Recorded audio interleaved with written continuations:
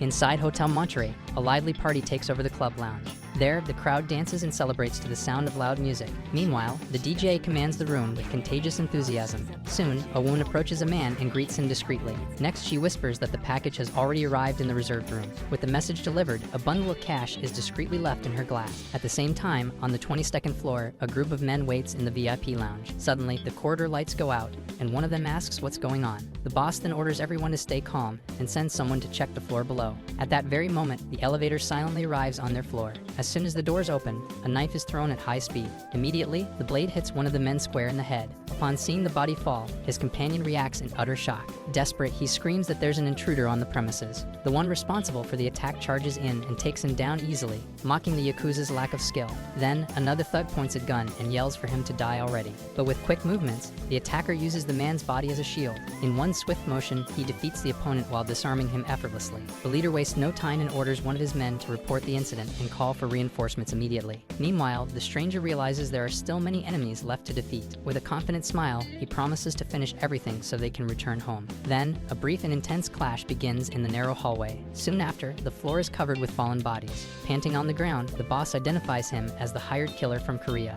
The attacker, approaching silently, is revealed to be a member of the Balhei organization. The boss, Hashikoto Shinichi, asks how much the rival company is paying for the mission. Desperate, he offers 10 times more in exchange for his life. Hashikoto tries to provoke him, but quickly regrets it and begs to be heard. Without hesitation, the other man presses the knife lodged in the Yakuza with force. The boss's scream of pain echoes through the hallway under the pressure of the strike. Right after, the attacker explains with laughter that double contracts violate company policy. With a serious look, he adds that he would be hunted by terrible people if he broke the rules. With that, he declares it's time to finish the job without further delay. Then he turns toward a cabinet and praises the courage of whoever had the guts to hide in there all this time. As he opens the door, he says they need to wrap things up so they can return to Korea. Suddenly, he's completely stunned by what he sees inside. Shocked, he can't believe the scene before his eyes. Inside the cabinet lies the body of Nakaka Kimiyasu, the head of the Sakam Gumi. While wondering who did it, a hooded figure attacks him from above. The strike is precise and the assassin can't react, quickly being defeated. All that remains are red stains on the floor after the devastating blow. Even so, the attacker steps over the body lying on the ground. The mysterious figure, with red eyes, stares down at him, victorious. Far from there, a woman walks down the hallway of the Balhei Art Museum organization. She calmly heads toward the elevator on the floor. Next, she enters the compartment and waits in silence. The doors close as she maintains a serious and firm expression. Amid a violent scene, several assassins engage in intense fights. Soon, the woman catches the knife that was thrown in her direction. As she approaches her subordinates, one of them asks if she's alright. Chaeyorin Balhei simply tells them to be careful not to lose company property. After the warning, she turns around and heads toward a door in the back. With that, she enters a large, well-lit conference room. The place is already prepared for an emergency meeting of the Balhei Council. Yorin Balhei thanks everyone for attending despite their busy schedules. However, Counselor Han Manj questions the reason for the sudden summons. He also points out that the director isn't even present in the room. Kang Suin scolds him, smiling, reminding him he should have read the reports. She then comments that lately, people in their industry have been under attack. Han Manj, however, downplays the incidents, saying that deaths are part of the job. With a serious look,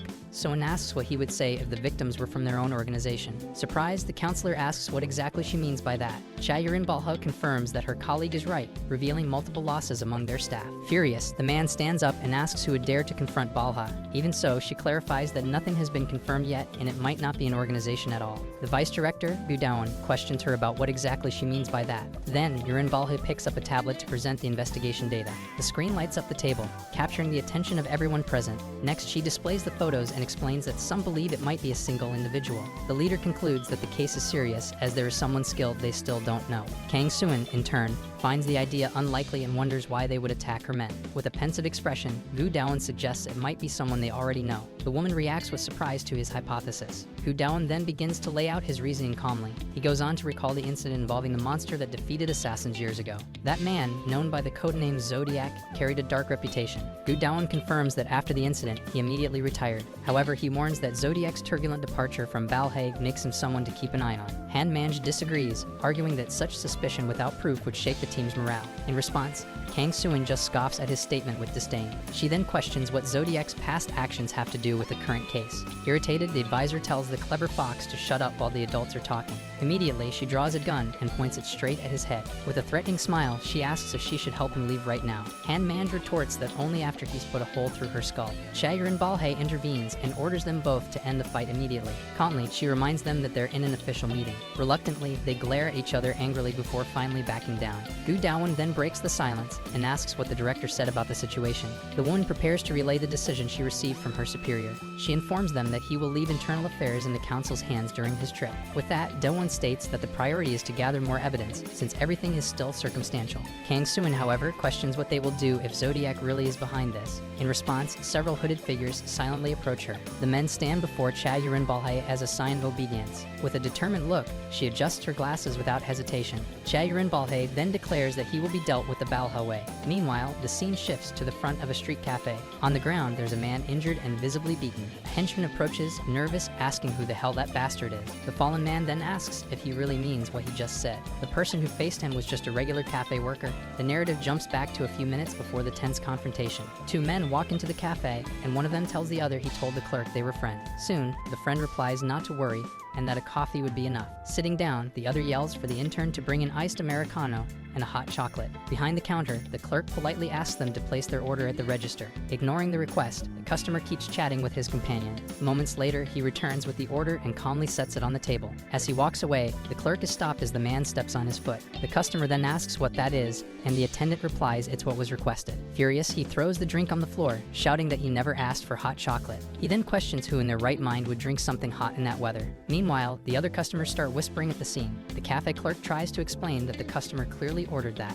Irritated, he grabs him by the collar and asks why the intern talks back so much. Then he shakes him forcefully, yelling at him to get the order right. Calmly, the clerk asks him to leave, threatening to call the police. The man gets even angrier and dares him to do it without hesitation. However, someone shows up, blocks his punch, and sweeps his legs. In one swift move, the attacker is slammed hard onto the cafe floor. Lying down, he wonders who the hell that bastard is as the other man says violence isn't allowed. Then the coffee is poured directly onto his face. With a smile, the owner Sang Hayuk asks if that was the cold drink he wanted. As he steps forward, the man yells, asking if everyone there has lost their mind. Sang Hayuk easily dodges him with a towel, making him lose balance. As the customer falls, the owner advises him to work more on leg strength. His friend then gets irritated, asking if he knows who he's dealing with. Sang Hayuk immediately kicks the table in response to the threatening tone. The object flies and hits the second man directly in the body. With a furious look, he promises to get revenge for the humiliation. Sang Hayuk takes him down with a precise flying kick to the face. Lying on the ground, the first attacker groans as he's called a loudmouth customer.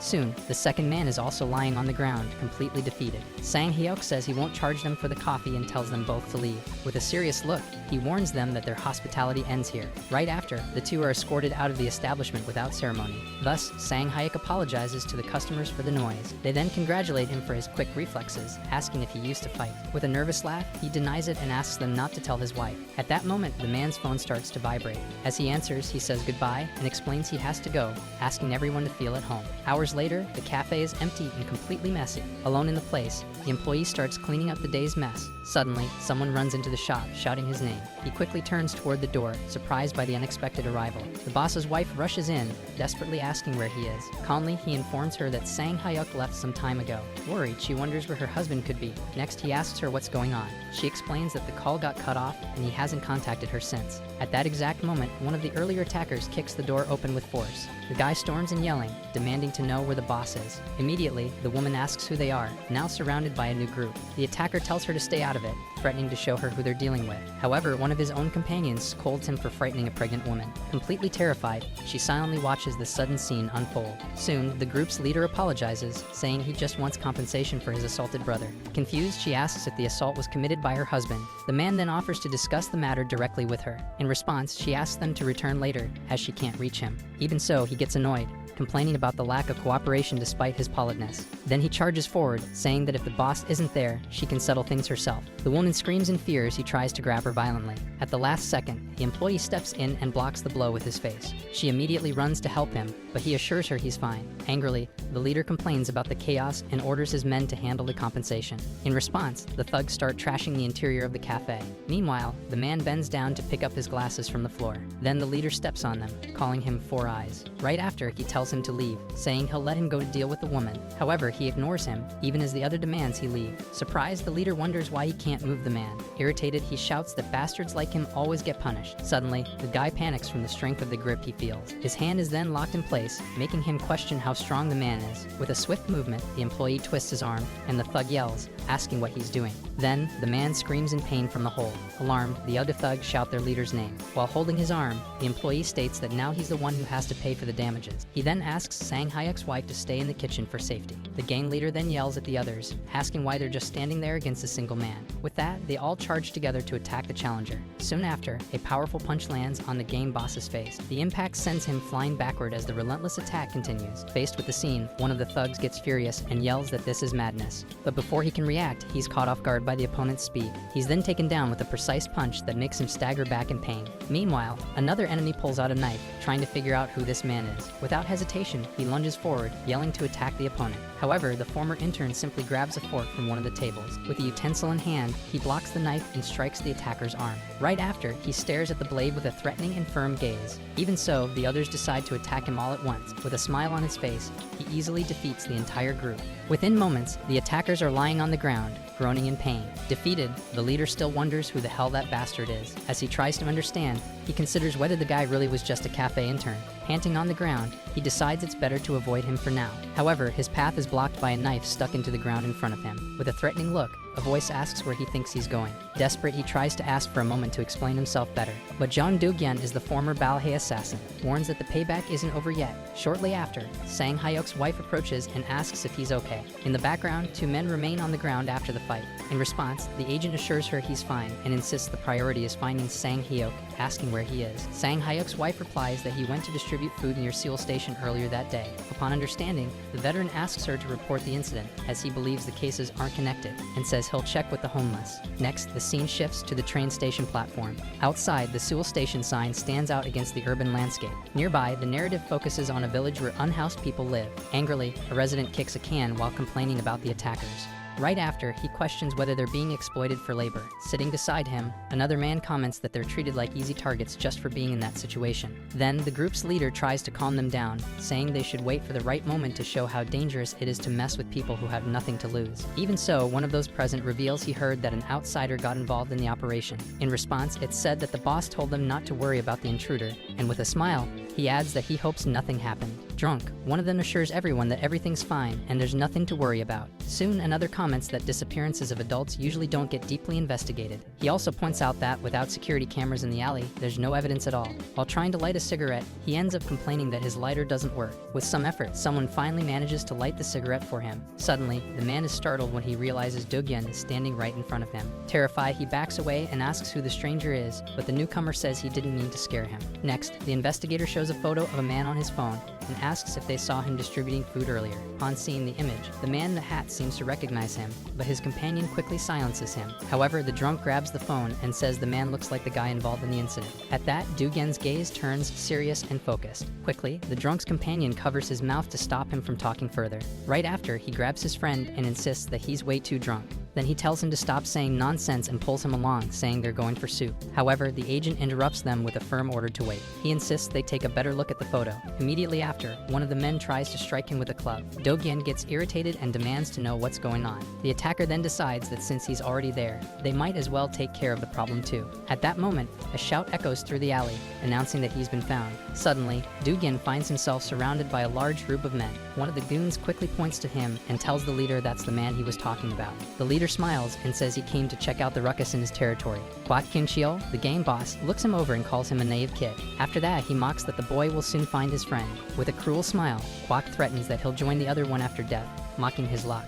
Angrily, the agent mutters an insult at the group under his breath. Kwak responds that he never should have drawn so much attention. With a yell, the leader orders his men to capture him immediately. One of the goons rushes toward him, but right after, he takes a solid punch to the chin. In response, another charges in with a club in hand. Even so, the fighter quickly dodges the attack. As he fights off the enemies, he wonders if they really hurt or took down Sang Hayuk. Without hesitation, he ducks, and the opponent's ally strikes him directly in the face. With that, the attacker is stunned by the speed and precision of the move. The image of his injured friend flashes in his mind, raising new doubts. Fueled by rage, he continues taking on the group without pause. Even without being sure of the facts, he decides to deal with the attackers as quickly as possible. Upon seeing the scene, Kwak snaps his fingers and calls his men useless. Right after, he charges into the confrontation himself. Despite the rush, the fighter manages to dodge the punch with agility. Wasting no time, he counters with a precise kick to his rival's thigh. From the strength of the blow, the enemy steps back, wincing in pain. In retaliation, he throws a punch and mocks him, saying the hit was as weak as a mosquito's. Unfortunately, the protagonist's arm is grabbed, putting him on alert. Furious, Kwok shouts that street fights all come down to this. He then tries to take him down with a punch, claiming that strength always wins. His expression, however, twists in surprise mid-attack.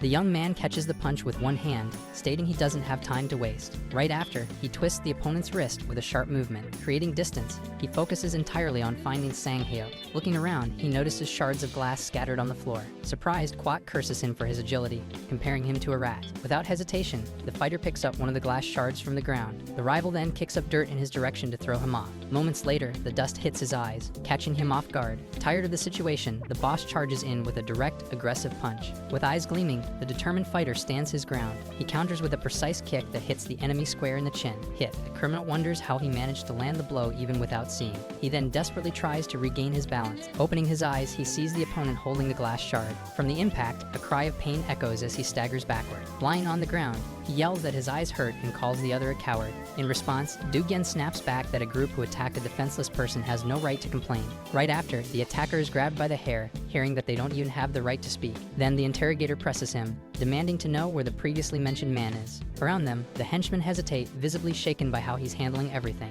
With a threatening look, the agent asks if his friend is still alive. Desperate, the defeated leader breaks and screams that he'll tell everything he knows. He confesses that there's a group trafficking homeless people through deception and abduction. He explains they chose that target because no one cared when they disappeared. He then admits his gang cooperated in exchange for money and that they had to abandon Sang Hayuk. The investigator asks if they even know whether he's alive and demands to know who these men are. With his face covered in wounds, Kwok says he doesn't know the exact identity of those involved. However, he remembers that one of them had a tattoo with the words "No Life" on his wrist. Upon hearing the description, the fighter's gaze grows even darker. Right after, the informant begs, saying they're just disorganized criminals who don't know what they're doing. While pleading for mercy, Dugen firmly removes the shard of glass stuck in the enemy's face. After that, he turns and leaves the group lying in the dark alley. The scene then shifts to a nighttime view of the city streets illuminated. Next, the man walks across a crosswalk with a serious and determined expression. As he walks, he reflects on the audacity of an organization kidnapping people in the middle of Seoul. He concludes that they must have powerful backing and that he can't operate like he used to.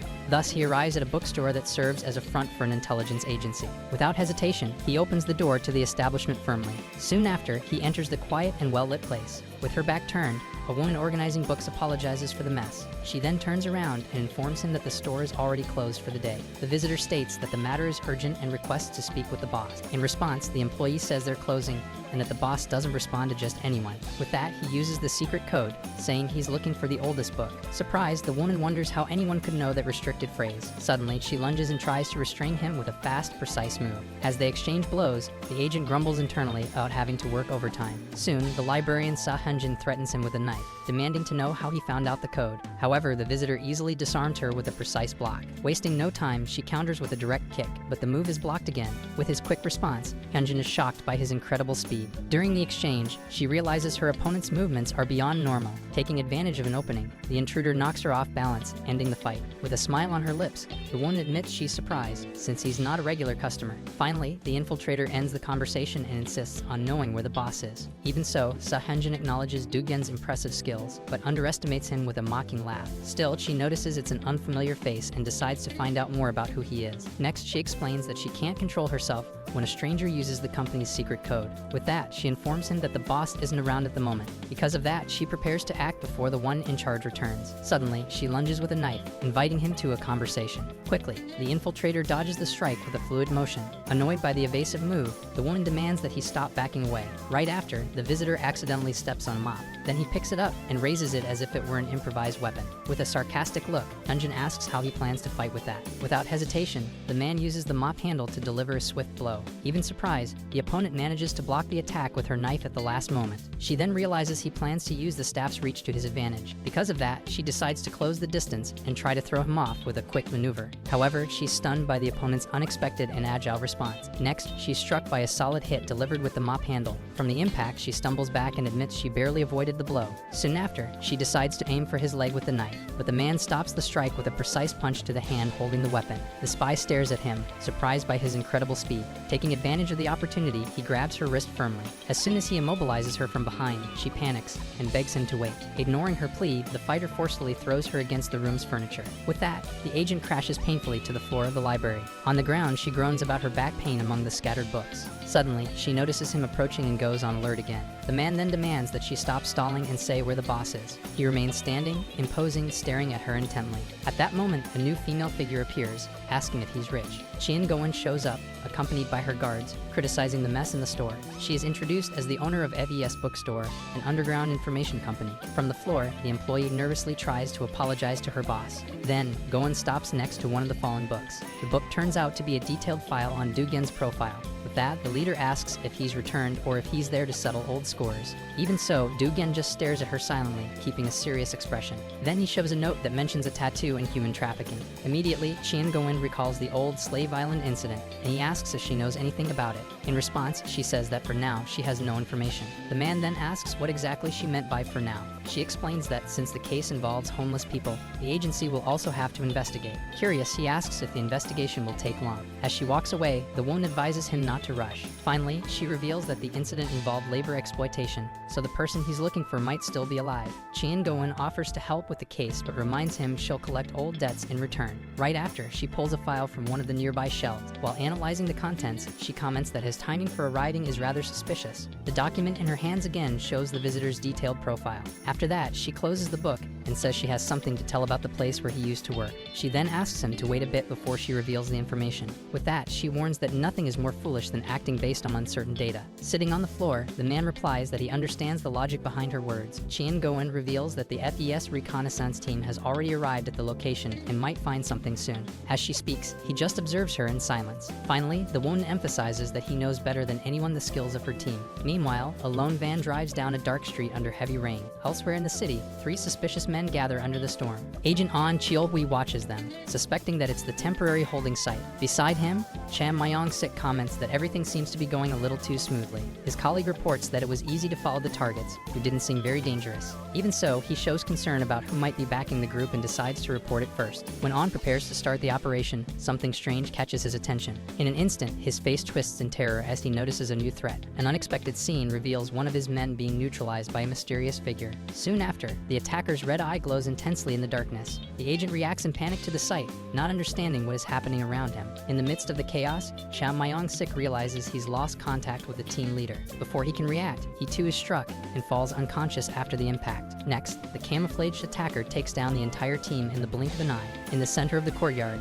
An yells his colleague's name upon seeing the fallen comrades around him. Back to reality, he asks if he's okay, receiving a thank you for the rescue. Standing before them, the hooded figure with red eyes stares at them among the defeated opponents. With a blade in hand, the man asks where those rats came from. In response, An Cheol-hui stares seriously and starts reaching for the knife hidden in his coat. He shouts back that they'd like to ask the same thing, and charges indecisively. Right after, he and Cham Myong-sik launch their attack on the hooded man. Even so, the attacker blocks both strikes simultaneously with his sharp blade. Soon after, he disarms them both with a powerful swing of his axe-like weapon. The hooded man then strikes Cham Myong-sik with a strong blow from his blade. Right after that, he takes him down precisely while An yells his partner's name. Consumed by rage, the remaining agent delivers a direct strike at the attacker. He then retreats, trying to gain distance from the enemy in front of him. Realizing this, he understands he's dealing with far more dangerous opponents than expected. Thus, he decides the best course is to retreat and report to the agency as quickly as possible. However, the hooded figure reaches him before he can flee and grabs him tightly.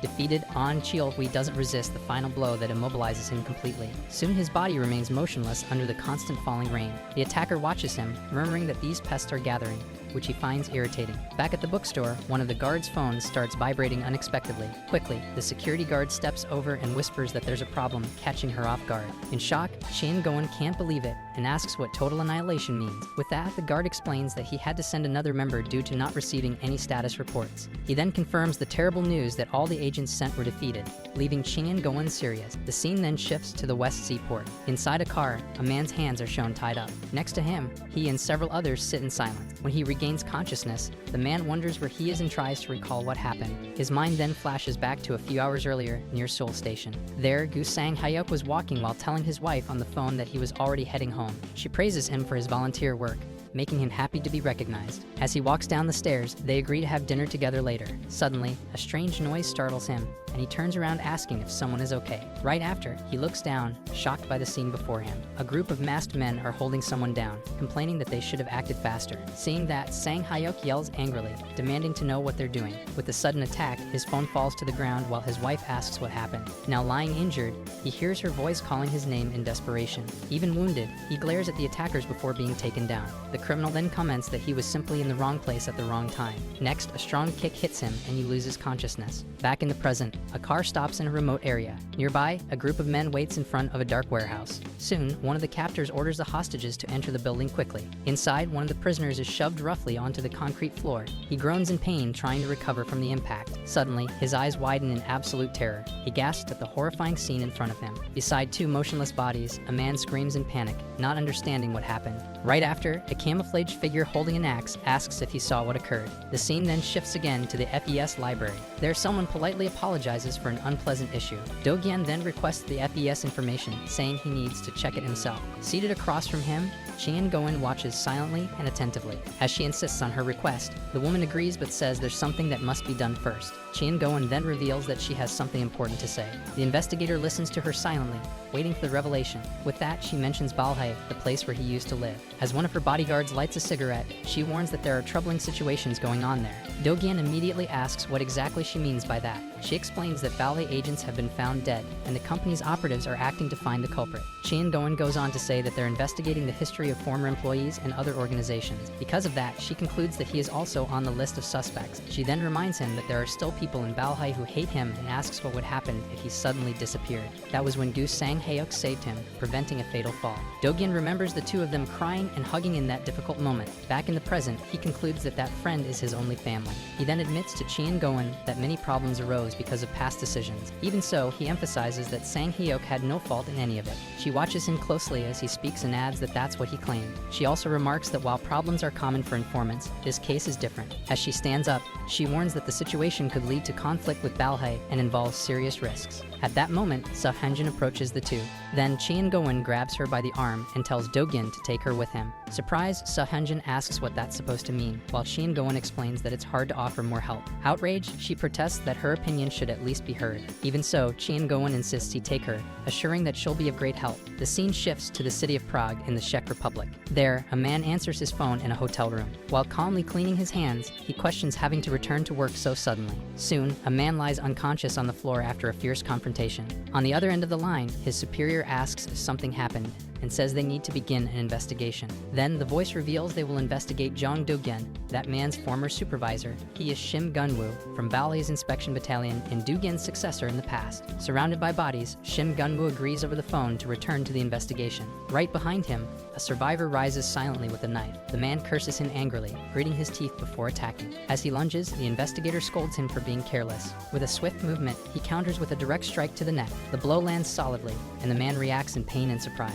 The action ends with a fast and precise motion. He observes the result with a blood-stained face and a cold gaze. Suddenly, rushed footsteps are heard approaching the room. A backup team bursts in, shouting in shock at the scene. One of the men asks in surprise if the agent handled everything on his own. The team stares at the scene with him standing in the middle of the devastation. The group then approaches from behind, awaiting further orders. Soon, he reports over the phone that the mission is complete and requests cleanup. Back at the port, Sahenjin reflects that she already had a feeling Dugen wasn't ordinary. The woman walks up, commenting that his past as a Balhei elite agent is incredible. She then curiously asks about the salary and benefits he used to receive. With a smile, she says she's just joking, while he remains silent. He then states they've arrived at the last reported location. Looking over the port, he notes that nothing seems unusual at first glance, but he warns they don't have time, and the priority is to lure the targets out. She agrees that they'll need bait to draw out whoever's hiding. She then offers to take care of everything from that point on. The man just watches her silently. Sahenjin approaches the men to ask a question, and one of them asks what she needs. She then explains that she's just looking for someone. She positions herself in front of the workers. With a photo in hand, she asks if they've seen that person around.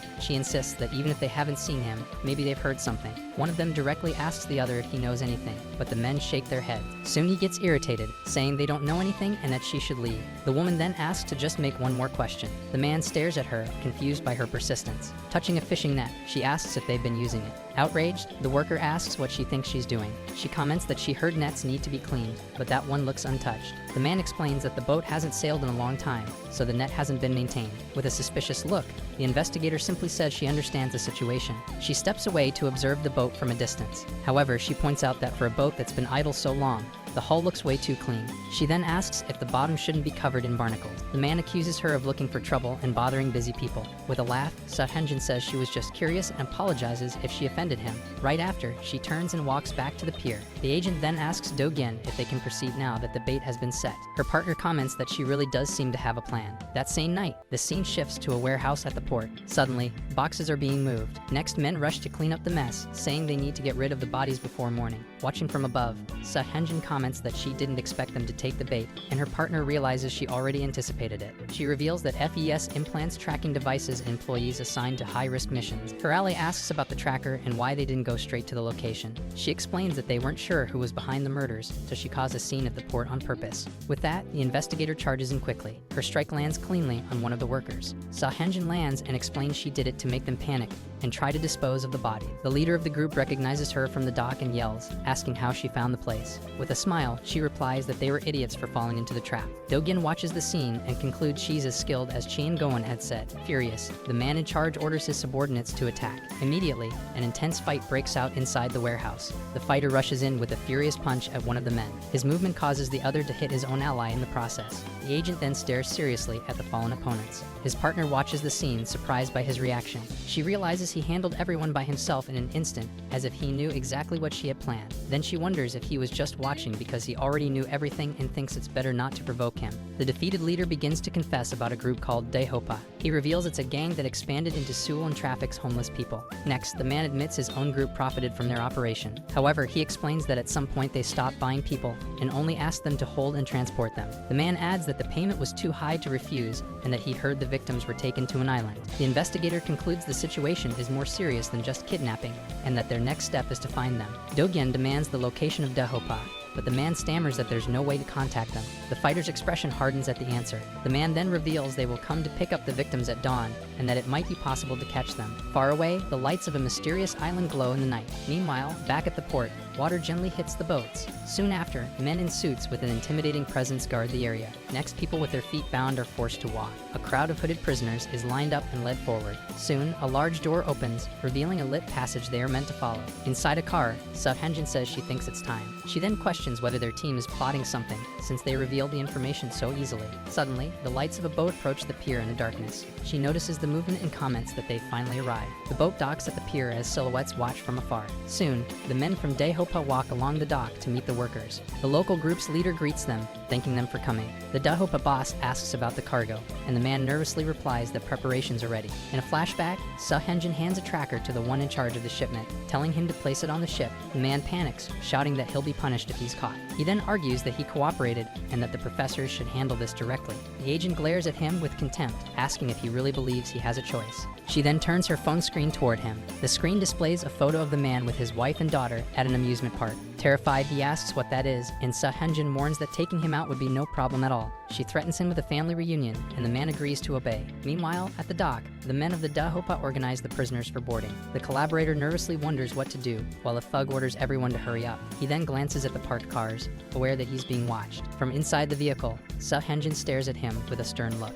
Over the phone, she warns him to stop thinking and just do what he was told as she's watching. The worker agrees and decides that, for now, he needs to pretend he's cooperating. The Dahopa boss asks if those are all the prisoners, and the other man hurriedly confirms. Discreetly, the informant drops the tracker onto the deck of the boat. As he observes the prisoners, the Dahopa boss comments that there aren't as many as he expected. Soon after, he asks if the man dealt with the pursuers, and the other replies that they're no longer a threat. Annoyed, the boss asks why they haven't gotten rid of them yet, and the worker corrects himself, saying he took care of everything. The worker then lies, claiming he lost them out at sea, where no one will find them. The gang leader gives a nod to his subordinate. Finally, he looks at his watch and shouts that time's up and it's time to leave. The other man says goodbye, asking for his payment as usual, but the Dahopa boss tells him to wait a moment. Confused, the man turns to the boss and asks what's going on. Suddenly, the crime boss strikes him directly in the neck. As the betrayed man staggers, the attacker says he should have done a better job. Then he pushes his body into the water, saying the fool was being followed. Moments later, his body hits the surface of the water, triggering a large explosion.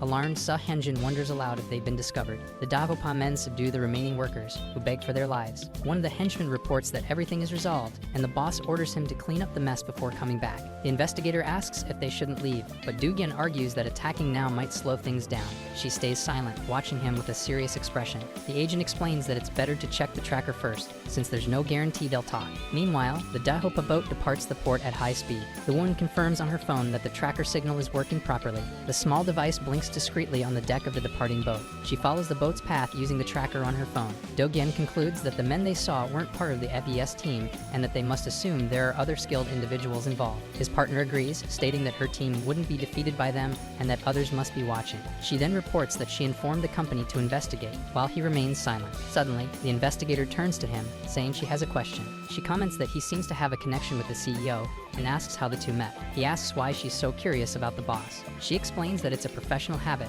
Her life depends on information. She adds that the CEO has never shown that much favoritism to anyone before. In her thoughts, she concludes that there's definitely something going on. The agent then asks if, by any chance, they met when Dugen was in Balhei. A memory of a hotel corridor flashes in his mind. In that flashback, the door to room 007 bursts open. Inside the room, several men lie unconscious on the floor. Soon after, a hand gently touches his shoulder. The memory shows Chian going injured on the floor of the room. In front of her, Dugen just stood there, silently watching. Back in the present, Sahenjin blinks and asks if their relationship was that kind. He replies that there's no need to reveal the past, they simply met while working. She complains that his answer was really dull. Dugen then asks how she met director Anjo, since they seem to trust each other a lot. The woman pauses briefly before answering his question. She then says that, just like him, she met her on the job. Suddenly, she's surprised to confirm that their destination really is an island. She quickly realizes the place truly exists, despite not being on any map. When they arrive, they find the kidnapper's boat anchored in a cove. As she moves forward, Sahenjin steps on a rock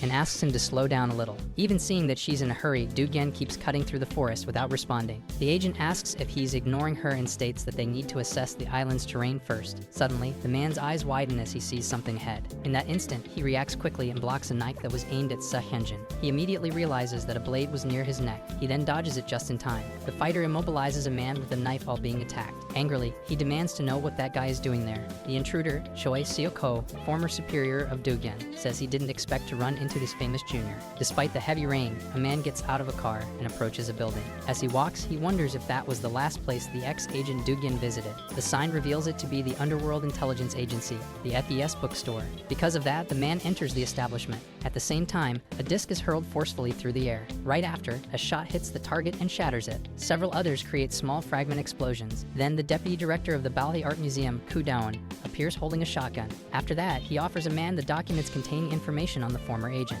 The deputy director assures that everything about the target is there, from missions to personal details. Additionally, he says the data goes up to the point when he retired after an incident. The investigator Shim Jun-woo stares at him with a serious expression. His gaze remains steady and unshaken. Soon, the subordinate questions his certainty that Dugen caused the tragedy involving the staff. With a slight smile, the man answers with a single word, FES. He reveals that the ex-agent visited the FES recently. For that reason, he finds it suspicious that someone already retired would return to that place. Right after, he lifts the shotgun in a swift motion. Then he asks if the other's interest in the case is because it involves his former superior. The other man stares back in silence, impassive. Then he states that he never mixes personal matters with work. The deputy director watches him with a suspicious look. At that moment, another disc is launched through the air. He immediately shoots it down, hitting the object midair. Though still suspicious, he decides to entrust the job to the agent. Meanwhile, Dugen is surprised by an elderly man. He quickly asks what the attacker is doing there. The man, Choi Seoko, his former boss, is surprised to find his popular ex-colleague in that place. Next, the veteran charges with a swift strike. With the force of the impact, both are thrown into the trees. The old man comments that he'd heard about snoopers and asks if he was one of them. Upon hearing the word "we," the ex-agent concludes that the attacker is on the same side as Dahopa. That way, he remembers Sahenjin suspecting there were reinforcements supporting the enemy. The man then mocks him, asking if he came to enjoy the woman alone. Furious, the ally appears and demands to know what that old man just said. Right away, the agent asks her to step back, saying he'll face the enemy alone, leaving her confused about their relationship. The veteran laughs and asks if his opponent hasn't gotten rusty, then criticizes his teamwork. Immediately, he charges forward across the grass at high speed. The two then clash in a direct blade-on-blade confrontation. Next, the ex-agent counters with a strike. He yells from the effort of the move. Even so, the opponent mocks him, saying his moves are still as bad as before. Then he delivers a powerful attack in his direction. He rushes past, missing the strike. Right after, the other man feels the pressure. The attacker grins with a threatening aura. He then shouts that the reason for his rival's disadvantage is his haste. Wounded, he decides he needs to end the fight quickly, even if it costs him. After all, encountering more assassins like this would only delay Sang Hayuk's rescue. Watching from a distance, Sahenjin is stunned by the opponent's remarkable skill. At that moment, she notices a scorpion tattoo on Choi Seoko's arm. Suddenly, the woman widens her eyes as she recognizes that mark. A memory from her research flashes in her mind. She recalls the enemy's file, an S-rank assassin with the codename Scorpion. The report described him as a veteran active since the museum's founding. He was known for his incredible dagger skills, which earned him a perfect evaluation. The fight between the two continues with an intense exchange of blows. The agent remembers that his techniques were even incorporated into rookie training, concluding that her ally already knew everything. With determination, the fighter charges in with his blade. The opponent, however, manages to block the attack with ease. Taking advantage of the opening, the first man attempts another strike. Even so, the veteran just smiles with disdain. Then he manages to use his own knife to defend himself. The blade nearly hits the challenger's chest. Without giving time to react, the old man delivers a high kick. From the impact, the other is thrown back, losing his balance. Looking behind, he realizes he's cornered. Immediately, the aggressor catches up and grabs him firmly by the neck. With a smile, he then asks if the enemy knows something. The man glares at him with hatred, unable to answer. The elder yells that he will only become the strongest if he can endure. Right after, he raises the knife and challenges him to withstand the next blow. In a desperate move, the cornered man grabs his attacker's finger. The unexpected move takes him completely by surprise. With that, the younger man seizes the chance to escape the strike. The observer recalls some information about Scorpion's targets. Shocked, she realizes that the marks left on them seem to come from an internal reaction. She then screams in desperation for her ally to be careful. At that moment, the veteran's weapon activates with a glow. The fighter watches the scene with a focused gaze. He quickly manages to pull back before being hit by an explosive effect. The opponent then comments that, as expected, he didn't give up. He then mockingly invites him to fight again. He says he needs to justify his paycheck, but it's not worth eliminating a fellow agent. The target then identifies the weapon as a modified version of the wasp knife. He understands that the new version emits a gas that causes a strong reaction. Even so, he concludes that the amount of gas stored has its limits. The enemy advises him to think carefully, as life is the top priority. The fighter, however, stares back with a defiant look. Suddenly, he charges quickly toward the opponent. The aggressor blocks skillfully using his knife. Annoyed, he complains that the other is ignoring him, calling him someone with no social skills. Suddenly, the challenged man lunges forward holding an object in his hand. With it, he strikes the opponent's hand, causing him to writhe in pain from the impact. He then flashes a sinister smile. With his hand injured, the other man curses him furiously. With an intimidating look, the challenged man replies that his old opponent talks too much. Then, a scream of pain echoes through the dark forest. Furious, the wounded man shouts his adversary's name and vows to defeat him. Right after, he launches into a wild strike that is firmly blocked. The opponent, however, stares back with the same intensity, not stepping back an inch. Immediately, he counters with a powerful punch to his rival. With the force of the blow, the older man is thrown back into the trees. The fighter watches intently, focused on the next move. Meanwhile, the wounded man regrets having rushed into the fight. His right hand is now seriously injured, becoming useless for a while. In addition, he realizes that the gas from his special knife is nearly depleted. The veteran notices that the other is losing control, and that he himself won't last much longer. Because of that, he searches for a chance to land the final blow and taunts him, commenting on his apparent desperation. With a cunning look, he continues, hinting that the man might be looking for someone. He then asks if it's a relative who was taken along with the others. Upon hearing the provocation, the fighter halts his advance immediately. Seeing his reaction, the old man laughs and presses further, asking if it's really true. He keeps shouting in disbelief, asking if that was the real reason behind everything. Even so, he finds it strange, as he doesn't remember any living family connected to him. Then, the provoker recalls that everyone was taken out of the picture in the past. He follows up by saying that it was caused by a rebel within the company itself. Soon, the name of the one responsible, Sang Tajian, surfaces in his mind. Watching the scene, the nearby agent becomes confused by what he means. Enraged, the other man grits his teeth and tells him to shut up immediately. Right after, he charges forward, confirming the provoker's suspicions. The injured man realizes that his rival lost his cool the moment he heard about his family. With that, he understands this is his one and only chance to strike back. He then readies the knife and shouts that it's time to say goodbye. The wasp knife is activated again, ready for the final blow. However, the attack is blocked firmly. The agent panics upon realizing the risk of a direct block against that weapon. With a tight grip, the fighter grabs the blade of the knife. Suddenly, the weapon reacts in the handle, catching the older man by surprise. The blast hits him squarely, leaving him completely stunned by the impact. He then screams as he sees his injured, trembling hand. The two glare at each other with hatred, one shocked, the other consumed by fury. Taking the opportunity, the younger man charges forward and lands a devastating punch. On the ground, the defeated man curses him in his mind. Realizing the strategy behind the blow, he then understands that the opponent deliberately targeted and damaged the gas release on the knife. The precise hit had struck the weapon's small mechanism exactly. As a result, the block forced the backlash directly into the handle. The veteran feels pathetic realizing the other only pretended to lose control to deceive him. Next, the victor demands to know the whereabouts of the kidnapped victims and the name of the one behind everything. Even defeated, the injured man laughs and says he'd be crazy to think he'd get that information out of him. However, he says he can reveal one thing, the name Sang Tajian. He then reveals that everything is his doing and asks if he's surprised that the enemy presumed dead is still alive. Shocked, Dugen asks if he's really alive and what they were plotting together. Lying on the ground, the veteran laughs and says it's now up to him to uncover the whole truth. As he loses consciousness, he remarks how fascinating life is for bringing him face to face with an old enemy. Soon after, he wishes him good luck but doubts that this time he'll be able to save them. The survivor watches him in silence with a serious expression. Elsewhere, a car speeds down the road at high velocity. Two luxury vehicles follow each other through the dark night. Inside one of them, a man clenches his fists while reflecting on the recent events. Han Man-jae, director of the museum, concludes that it doesn't seem like something Dugen would have done. A woman beside him then shows a photo of Shim Jun-woo on her phone. She explains that he acts under the orders of Kudon and questions the involvement of the supervision unit. Meanwhile, the cars continue in line down the deserted road. The director suspects that Daon is plotting something and getting too involved. He suggests it might be due to resentment over Dugen having left Balhei in the past. He recalls that many important clients left with him, but she still considers the response excessive. Han Manji orders his men to keep an eye on Junwoo, suspecting misuse of the troops for personal reasons. He quickly notices something strange, becoming surprised by the situation. Then several drones are launched toward the convoy. One of them attaches itself to the front of a moving vehicle. It immediately explodes in flames and destruction. Soon after, a group of masked figures lands silently on the road. One of them orders a check to see if the target survived the explosion. Suddenly, one of the masked men is caught off guard.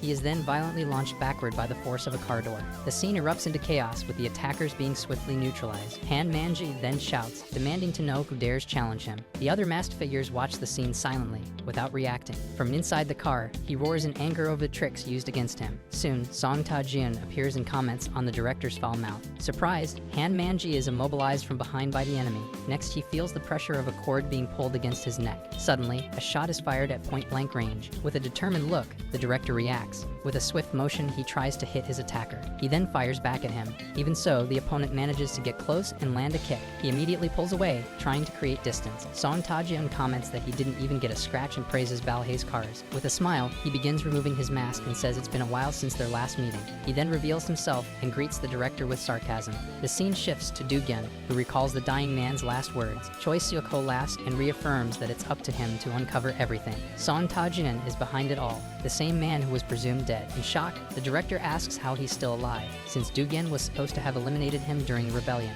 Soon after, he asks if he's the one who orchestrated the attacks against Balhei. However, the masked man simply says there's no need to be curious about those details. With a sinister look, he warns that the director will soon be out of the way. Then he notices the woman and comments that it's no surprise the head of Balhei carries a weapon. Suddenly, the unknown woman charges with a knife, catching the enemy off guard for a moment. Even so, he blocks the attack with ease and comments that it was a close one. Right after, he grabs her by the hair, making her scream in panic. Meanwhile, Han Manji reacts with disdain, thinking he always knew she was useless. At that moment, the masked men of the aggressor charge toward them. The director stares at them and taunts his enemy for coming from so far just to face him. Mockingly, he asks if the opponent gathered a bunch of lackeys for himself. Immediately, one of the hooded men rushes in to attack the leader of Balhei. With a confident smile, he questions whether he could really be defeated by such sloppy men. Suddenly, a yellow van crashes into one of the thugs with force. The vehicle then speeds off, leaving the body on the road. Soon, a man approaches and apologizes to the director for being late. While Han Manji says he knew he would be nearby, the enemy identifies them as his elite team. Then the director's protocol escort, the Yaka, prepares for battle. One of the members orders his comrades to neutralize all enemies. Right after, he charges at the masked man, shouting that he'll defeat him without mercy. In response, the target throws a small knife in his direction. Another member of the Yaka, however, surprises him by preparing to attack with a massive hammer. With that, the warrior blocks the knife and calls the attack a cheap trick. The blades of the two combatants clash with impressive force. Then the enemy counterattacks with a quick spinning strike. Even so, the Yacha member blocks the blow with his arm. Soon after, he lands a powerful punch that knocks the aggressor back. The opponent admits he expected this, but says they're very difficult to deal with. Meanwhile, the Yacha team efficiently defeats the remaining masked enemies. Han Man-jae then comments that it's no wonder his escort is considered Balhei's strongest. One of the warriors mocks his opponent's swordsmanship, saying his team was handpicked. He then defeats the enemy with a quick and precise strike. With that, the masked man concludes that his side is at a great disadvantage in terms of strength. The Yacha leader then confronts him, asking what he's staring at. He immediately attacks and asks if the enemy is really in a position to be so relaxed. While fighting, the masked man realizes that facing that man, who seems to be the leader, feels like battling wild, raging beasts. Even so, he reflects that no matter how wild a predator may be, it's still not entirely impossible to hunt and defeat it. Elsewhere in the battle, a Yacha member is stunned by the sheer number of enemies. Even so, he keeps fighting, shouting that those bastards just keep coming. Suddenly, he notices something strange about the man he just defeated and grabs him, surprised. Immediately after, one of the masked men catches him off guard and strikes his chest. Even wounded, the aggressor grabs his opponent's leg with strength. With that, the Yacha fighter finds himself surrounded by enemies who resemble wild beasts. Then, the enemy leader smiles and says his assassins were trained to ignore pain. He immediately leaps toward another member of the escort. He then shouts that bringing down a Yacha will be easy for his men. The Yacha commander stares at him with a look of pure fury. However, the enemy deceives him and rushes toward his real target.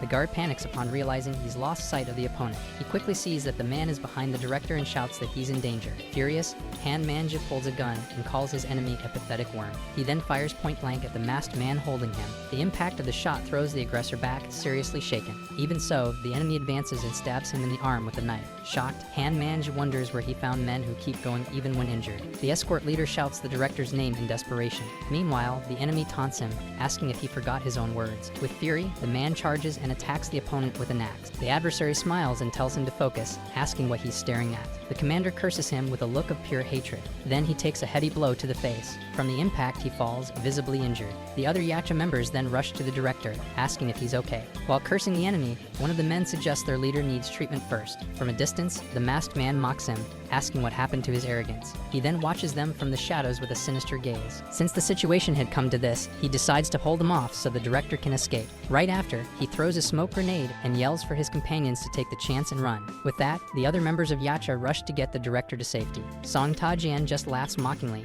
and activates a small device in his hand. With a smile, he comments on the touching display of loyalty. Meanwhile, the Yacha man is surrounded and quickly subdued by the masked men. The other two escort members shout for Director Han to follow them to a safe place. Suddenly, a drone emerges from the smoke and begins to pursue them. With that, the two look up at the sky, worried about the new threat. Elsewhere, one of the enemy's allies reports that he has found Han Man-jae. He then says they are heading toward the houses behind the mountain and should keep moving. Suddenly, one of the Yacha notices something approaching. The head of his former ally is thrown near his face. Right after, Sang Tajian confronts him, questioning how he can call himself Yacha if he's afraid of something so trivial. While one of his men screams in pain, the director watches everything with a serious expression. On the ground, the masked man praises the opponent for having made it so far with such a weak body. Finally, he states that it's time to put an end to everything for Han Man-jae. A scream of pain echoes through the dark forest. Mockingly, the attacker comments that the man made it far with such a weak body. Then he turns to his real target and says it's time to finish off Han Man-jae. Even injured, the director stares him down with a defiant and determined expression. With focused eyes, he prepares to respond to the imminent attack. Immediately, Han Man-jae charges furiously toward his opponent. The enemy only smiles, mocking him for trying so hard in that condition. In a surprising move, he strikes with a high kick while cursing his enemy. Right after, he grabs an axe and shouts that he would never fall without a fight. With that, Han Man-jae swings the weapon with all his strength. Even so, the opponent dodges the strike with a mocking smile. He then counterattacks with a powerful punch to the director's chest. From the impact, Han Man-jae screams in pain and is violently thrown backward. Completely defeated, he falls into the grass, unable to get up. Facing the attacker, he can only curse him with his last breath. Lying there, he asks what the masked man's goal is and whether it's revenge against Balhei. The man only watches him with a cold and silent gaze. Han Man-jae then shouts that gathering a few lackeys won't be enough, because Dugen will find him. With a sinister smile, the attacker prepares to finish the confrontation. He then states that it doesn't matter if Dugen finds out, because he'll meet the same fate. Elsewhere, Dugen is shocked to learn that Sang Tajian is alive and questions the conspiracy. With his last strength, Choi Seok-ho laughs and says it's up to him to find out the truth. He then comments on how interesting life is for bringing him back together with his enemy that way. Soon after, he wishes him good luck but doubts Dugen will be able to save them this time. Dugen watches him in silence with a serious expression. He then concludes that if the former ally is alive, Balhei may be involved in the case. Several years ago, the Balhei Art Museum was the stage of a great conspiracy. A man with a knife smiles with a threatening expression. Next, he is shown immobilizing another with a sinister look. Balhei had gained a reputation for clean work and had expanded its operations in the industry. However, over time, some assassins began to act outside the company's control. As a result, an internal affairs department was created to keep the assassins in check. That department was given the authority to sanction any assassin who violated company rules. The punishment was immediate removal, and Dugen and Tajian were the ones assigned to carry it out. The scene then shifts to a dark, deserted alley. The place is full of garbage bags and abandoned boxes. Suddenly, a boot steps into a puddle of water. Next, a man runs desperately through the alley. Angrily, he laments being located so quickly. Soon after, someone jumps from above and follows the same path. The man panics when he realizes he's already been found. With a smile, the executioner announces that orders from above